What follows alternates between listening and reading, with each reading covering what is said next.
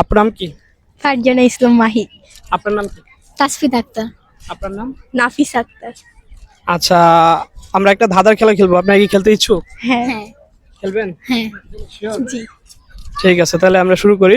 আপনাদের প্রথম প্রশ্ন হচ্ছে, কোন খাবার গাছ থেকে মাটিতে পড়ার আগেই খেতে হয়?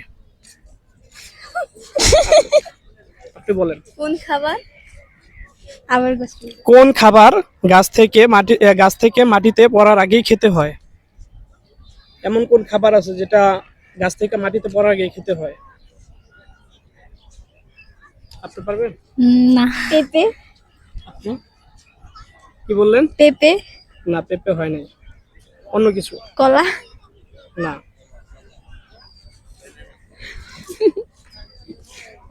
আরো দু একটা নাম বলেন, কাছাকাছি তো গেছেন। ডালিম। না, ডালিম তো মাটিতে পড়লেও খাওয়া যায়, একটু চিন্তা করেন। কাঁঠাল। কাঁঠাল তো মাটিতে পড়লে খাওয়া যায়। আমি বলছি সবেদা। হুম।